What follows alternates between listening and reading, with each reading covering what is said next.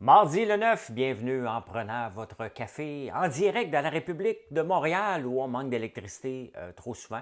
Je suis pas chanceux parce que là, je suis allé voir Infopan et j'en ai pas de la journée. Et c'est juste ma rue, on est 90 seulement. Donc, c'est juste mon coin de rue. Ben, avoir peur du privé, je vais vous parler de ça. Oui, oui, oui. Big Things Get Done, les, euh, les députés de la CAQ ont reçu un livre en cadeau. En anglais. Je ne sais pas s'il y en a qui ne parlent pas français, ne parlent pas anglais. On va décortiquer le 17,4 %. Je ne sais pas. Boeing, ça va pas bien. Concentration des journaux. Je suis tombé sur un article du 9 janvier 1969, parce qu'en 69, tout était beau. Hein? C'était l'année de l'amour, c'était l'année de l'expo, mais c'était aussi l'année de la concentration des journaux et de la liberté de presse. Les dettes fantômes, je parle souvent de Pay After, donc on va parler de ça. Et il y a du patinage aujourd'hui de la part du New York Times et du Wall Street Journal. Hein? Bon, on passe ça tout de suite. On passe ça tout de suite. Là, ce que vous me voyez faire, c'est de prendre des notes pour mettre le temps après. Hein? Écoute, il y a du patinage. Il y a du patinage du New York Times, mais je vais en parler plus en détail tantôt, mais du patinage sur Elon Musk et Taylor Swift. De la part du New York Times, quand même, qui ne vont pas là normalement, puis Elon Musk est comme un peu fâché. Il est un petit peu fâché de ça, donc on va parler de ça tantôt. Hein? Avoir peur du privé, hein? Ça en parle beaucoup depuis que le syndicat des travailleurs d'Hydro-Québec a dit on va se faire privatiser, puis Hydro-Québec, écoute, bon, la SAQ ne sera pas privatisée, ça n'arrivera pas, Hydro-Québec. Mais avoir peur de quoi? Hein? Regardez la NASA qui n'est pas capable de faire rien sans que ça coûte 1,5 milliard. Hein? Maintenant, regardez l'Internet en campagne comme que j'ai. Ben, j'ai eu Starlink. Là, maintenant, j'ai la fibre optique.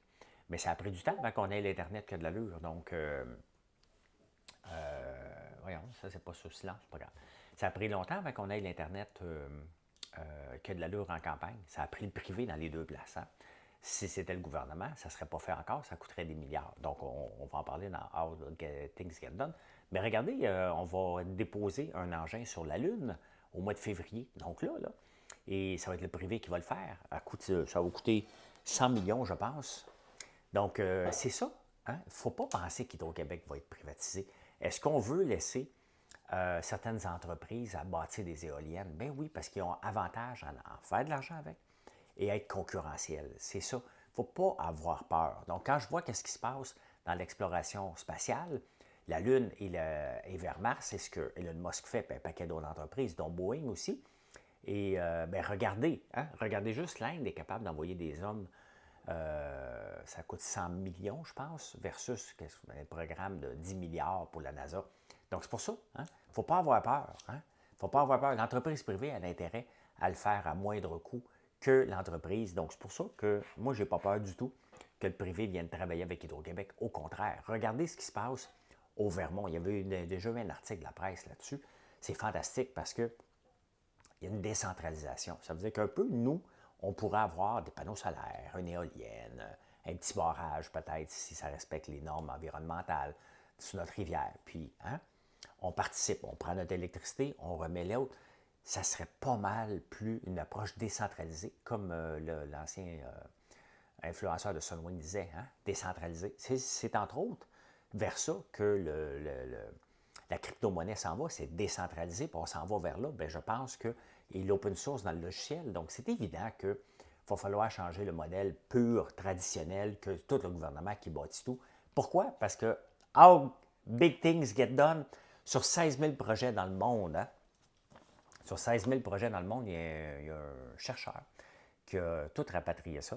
8 ont respecté le budget. Hein? 1 sur 200 va réussir selon sa mission première. Donc, les grands projets, on n'est pas capable d'y arriver. Hein? Pas capable d'y arriver. Non, pas capable d'y arriver. On n'est pas capable. Pourquoi? Parce qu'il y a des impondérables politiques, tout simplement. Hein? Le politicien va faire une annonce. Ça va coûter que 2 milliards. Il n'a aucune idée. Regardez le troisième lien. Hein? On l'a vu dans le bye-bye, comment il l'a imité, mais c'est ça. Hein? Ils n'ont aucune idée de quoi ils parlent. Ils font des annonces pour être populistes. et après ça, sont pris avec ces choses-là et ça ne marche pas. Donc, comment les grands projets voient le jour et comment qu'ils font? Regardez, le REM, c'est la même chose. Bien sûr, il y a des impondérables. Hein. Ce n'est pas la première fois qu'on fait une rénovation de maison. On ouvre et ça coûte plus cher. À un moment donné, on stanne, puis on arrête le projet ou on sac le monde dehors. Donc, c'est ce que je fais la plupart du temps. Hein. Les travailleurs de la construction ont tendance, à un moment donné, à s'asseoir. Hein. Quand tu as une rénovation qui dure trop longtemps, ils ont tendance à penser qu'ils ont une job à temps plein. Et à un moment donné, il faut que tu te fâches un petit peu après pour arrêter ça. Mais on le voit, il n'y a aucun projet qui fonctionne. Hein. Il n'y a aucun projet parce que les politiciens veulent se faire élire. Et sincèrement, je n'irai pas en politique. Là, puis je ne dis pas que je serais mieux, mais si j'allais en politique, c'est pas pour aller faire une carrière, il faut aller faire des choses. Hein. Vous ne m'aimez pas après, vous me mettez dehors, tout simplement. C'est comme ça que ça devrait marcher. Hein. Parce que sinon, c'est de campagne en campagne. L'autre politicien arrive, ça ne marche pas. Hey, le premier patinage de la journée, c'est le Wall Street Journal qui parle que les investisseurs de SpaceX, nommez-les, il y en a 6, Tesla, Twitter, il y en a 3 autres que je ne connais pas, mais ils ont peur. Ils ont peur des habitudes de consommation de drogue de Elon Musk qui ferait, selon les informations, mais c'est le Wall Street Journal quand même, c'est pas TMZ, là, qui prendrait de la drogue, du LSD, de la cocaïne, des champignons. Donc, il en prendrait beaucoup. Ça a l'air. Fait que Musk est fâché sur X, mais quand même, c'est comme investisseur, est-ce que tu es à l'aise quand ton dirigeant principal prend beaucoup de drogue? Ben non. Hein? C'est un gars quand même qui brûle la chandelle par les deux bouts, là, littéralement. Hey, d'ailleurs, je vais vous parler de chandelle tantôt dans la finance. Très intéressant, très intéressant. Hey, on s'en va au Québec. Fait que là, hier, c'était la première journée pédagogique. Hein? Aujourd'hui, c'est une nouvelle journée où ils vont recevoir le plan. Hein? Mais là, tu sais, c'est complètement débile, on va se le dire. Là. Le 17,4 regarde, revenons-en, c'est trop bien payé. Hein? Dans le contexte actuel, comment qu'on va le financer? Le gouvernement ne nous le dit pas. Ils vont le présenter à leurs membres, le 17,4, les syndicats, entre le 15 et le 19 janvier. Donc, on est le 9, dans une semaine. Hein? Donc, la semaine prochaine, ils vont le présenter à leurs membres. Pendant ce temps-là, les profs travaillent. Vous m'avez écrit, vous avez plusieurs à m'avoir écrit. Vous dites, ouais, mais je fais quoi? Qu'est-ce qui va se passer? Là, j'ai entendu dire, certains d'entre vous m'ont dit aussi que vous allez faire des moyens de pression. Vous continuez des moyens de pression parce que vous n'êtes pas sûr de comment. Tu sais, il y a le OK pour l'argent, vous n'êtes pas sûr encore, vous allez le savoir la semaine prochaine, comment ça va travailler. Hey, on est dans une république. Vraiment, la première chose qu'on veut, là, si on veut faire du changement, c'est tenir les gens au courant. Les gens aiment le changement. La preuve, dans la politique, c'est ce qu'on parle à tous les jours. Hein, le changement, puis le changement. Bon, on est l'équipe du changement. La mode, à tous les mois, hein, on sort quelque chose. Puis là, gars, c'est faire changement. Bon, on revient au pattes d'éléphant. Là. Mais tout ça mis ensemble, c'est qu'on aime ça du changement et on en veut du changement. Mais là, ici, ils ont voté, ils ont été faire la grève, ils rentrent, ils n'ont aucune idée. Comment voulez-vous que les gens soient fonctionnels dans un contexte comme ça? C'est impossible. C'est impossible. Donc, bien entendu, la marde, elle va être pognée, il va y avoir du cacassage, il va y avoir du mémérage. Ce qu'on va donner aux élèves ne sera pas à 100 %. C'est normal, on est dans l'inconnu. Les gens veulent savoir en premier lieu, avant de donner aux autres, on veut dire, est-ce que moi, je suis correct, je suis protégé? Donc, on ne sait absolument rien de ça. Quand même, hein? Quand même. Bon, le Radio-Canada capote. Hein? On va donner 543 000 au PDG de Santé Québec. C'est plus que le ministre, c'est plus que le premier ministre. Regarde, on va arrêter de capoter, là. Hein? Quand tu t'en vas ministre, c'est premier ministre, tu as des avantages, tu as un statut, tu as un pouvoir, et ça vient avec un salaire. Point final. Hein? Après ça, ce qui est en dessous n'a pas d'importance. Moi, je n'ai jamais eu de problème à avoir des gens mieux payés que moi. Je ne suis pas là. Je ne bâtis pas une entreprise pour l'argent. On ne va pas en politique pour l'argent non plus. Cependant, celui qui va aller travailler, qui va être PDG, bien, écoute, il y a des compétences. On veut un kingpin, on veut un top gun, on n'arrête pas. Et lui, il y a de la pression en tabarnouche. Hein? Donc, on veut cette personne-là. Cette personne-là doit être hyper compétente, doit avoir l'expérience. Donc, cette personne-là qui va venir travailler à rabais à 543 000, j'espère qu'on va prendre quelqu'un à rabais et non pas quelqu'un qui gagne 150 000 qui va aller gagner 543 000 avec le chauffeur. Hein? Parce que là, il dit, il y a un chauffeur. Hey, on s'en balance-tu à un moment donné? Tu veux quelqu'un qui va diriger 300 000 personnes? Ça, là, c'est une grande entreprise. Et dans la grande entreprise, selon le pattern actuel, si c'était à la bourse, bien, la Santé Québec pas demander en bourse, là, mais mettons, là, hein? Bien, il serait payé pas mal plus que ça. Donc, ce qu'on veut, c'est quelqu'un qui veut relever le défi, parce que il y a un challenge, puis il y a un ego. Hein? Si on est capable de mettre de l'ordre dans la boîte de Santé Québec, il y a toute une carte à ton CV après. Là. Donc, j'ai hâte de voir qui va être cette personne-là. La mise en candidature va être là. Si ça vous tente de me mettre en candidature, faites-le, là. Tu sais. Faites-le, là. Tu sais, moi, non, faites pas ça. Faites pas. Hey, êtes-vous tombé sur la tête? Je suis tombé sur un article du 9 janvier 1969. Bon, j'aime ça trouver des vieilles archives. Des fois, je cherche des pubs, mais là, je suis tombé sur quelque chose. La concentration des journaux dans la presse du 9 janvier 1969 et liberté de presse. Le débat se poursuit, mais le dilemme demeure. Et là, ça se pose comme question. Oui, mais là, on commence à former des groupes. La presse commence à se former. Hein? Le Journal de Montréal, je pense qu'il y avait vu le jour. Le Devoir. Et ce qui se disait dans ce temps-là, c'est dangereux pour la liberté de presse. Le même discours qu'on a aujourd'hui. Hein? C'est ça qui est le fun d'aller voir le passé pour voir qu'il n'y a rien de changé, que les journaux, les journalistes ont toujours eu peur de la liberté. Ils ont toujours eu peur de la concentration de la presse. Parce que c'est eux autres qui se l'écrivent. Nous, on ne se pose pas de questions comme ça. C'est ceux qui travaillent à l'intérieur qui se posent ces questions-là. Donc, c'est le même débat le 9 janvier 1969 dans la presse. On parle de ça, mais qu'est-ce qui va arriver lorsqu'il y a des conglomérats? Ça va être bien parce qu'il va y avoir des synergies. Donc, on parlait de ça. Et on avait peur de, oui, mais il va y avoir de moins en moins de journaux, puis la liberté de presse, la liberté d'expression, elle va être où? Bien, vous voyez, on est quand même 54 ans plus tard, on a encore le même débat, et il y a encore une liberté d'expression qui existe. Hein? J'aurais aimé ça vous le montrer, mais je peux pas. Pas. Hey, Boeing, ça a mal été. Hey, moi, là, honnêtement, j'ai pas peur en avion, là. Mais là, je pense que je vais commencer à avoir peur d'être dans un Boeing à côté d'une porte de secours. Avez-vous vu la porte qui a arraché? Je regardais l'action de Boeing. Bien, l'action de Boeing, elle prend une débarque de 8 en une journée. Parce que, ben écoute, c'est sûr que tous les avions sont cloués au sol, les MAX 8, 9, whatever.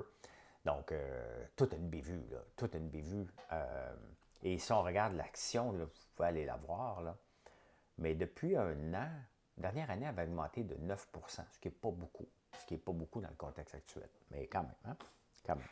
Alors, le Bitcoin qui frôle les 45 000, là, on va le savoir cette semaine si la Security and Exchange Commission va permettre un ETF, donc un fonds transigent en bourse, sur le Bitcoin. Donc, hâte de voir, parce que ça va créer une rareté. Hein? Un coup que tu en détiens, c'est pour ça qu'il monte, hein? Parce qu'un coup que tu en détiens, il y a une rareté qui s'est créée. Donc, il y en a moins en circulation, tout simplement pour ça qu'il monte. Donc, on va voir ça cette semaine. Et je suis tombé sur un article.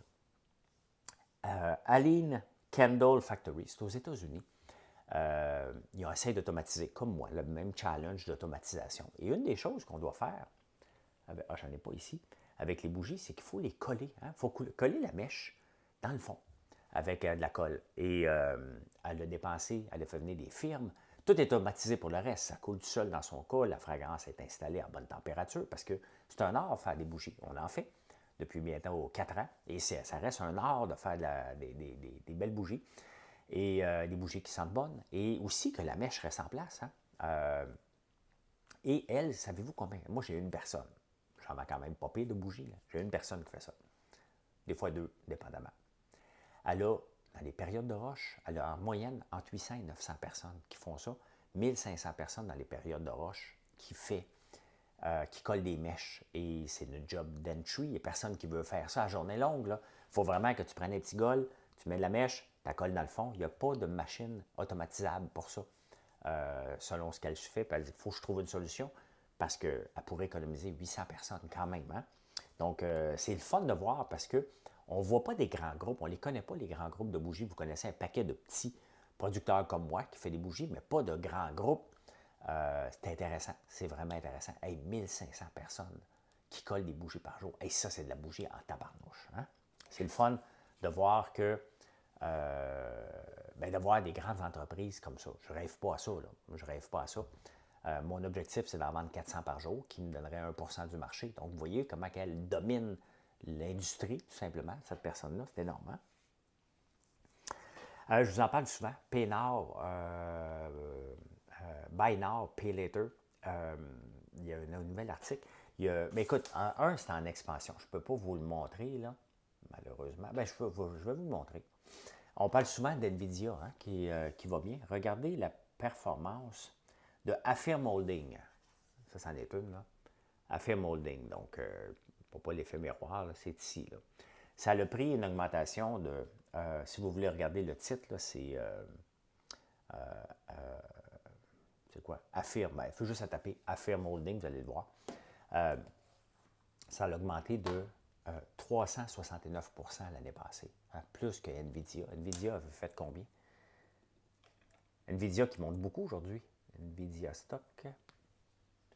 Dans la dernière année, un an, 229, Affirm Holding 369. C'est énorme. Hein? Et il y a plusieurs, sont 3 majeurs là-dedans. Là, j'en ai parlé une couple de fois. Le problème, c'est qu'avant, c'était pour les gros items. Hein? Et j'hésite encore à le mettre sur mon site. Il y a Walmart qui vient de le faire avec Clina.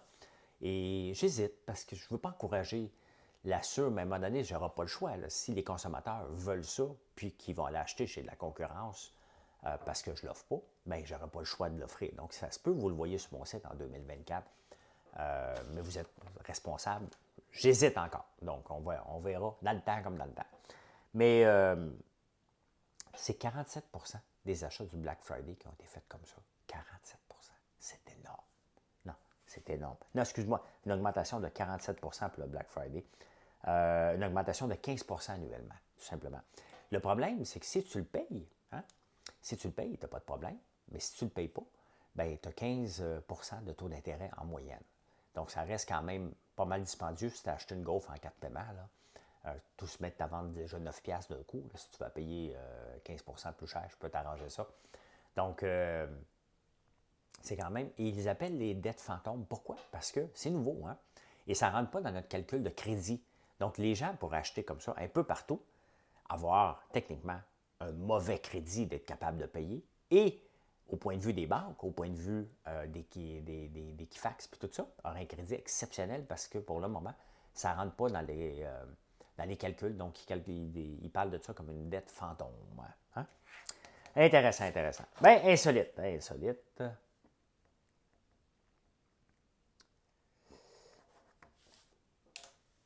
Là, je ne sais pas quel mot utiliser, là, mais Taylor Swift, elle serait lesbienne.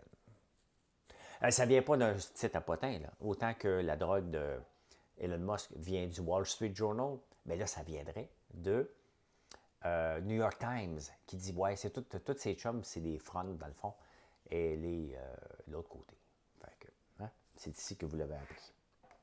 Des fois que ça change votre vie. Je parle beaucoup de Taylor Swift dernièrement. Hein. Je vois moins de nouvelles passer sur Gwyneth. Je m'excuse. Ah ben. Avez-vous un calendrier de 1996 avec vous? Si vous en avez un, sortez-le. Pourquoi? Et bien, vous pouvez le revendre. Hein? Si vous en avez un, vous pouvez le faire peut-être entre 30$ et 150$ US, en vendre sur Etsy et sur eBay. Mais aussi, parce que 1996 est une année bissextile, 2024 est une année bissextile. Donc, et 80, c'est pas juste ça, 96 et 2024, les journées tombent exactement. Le dimanche tombe exactement le 1er janvier, mettons, et tout ça. Donc, c'est le calendrier identique que 2024. Donc, si tu l'avais gardé et qu'il n'y avait pas mis de note dessus, puis tu ne veux pas acheter un calendrier 2024, bien, c'est le temps. Sors ton 1996. Sors ton 1996. Eh bien, c'est comme ça que j'ai vu l'actualité dans cette belle république de bananes qui est Montréal, avec pas d'électricité comme d'habitude. Fâchant tabarnouche. Et bonne journée tout le monde. Merci d'être là. Venez nous voir sur françoislambert.one. O-N-E. Allez, bye.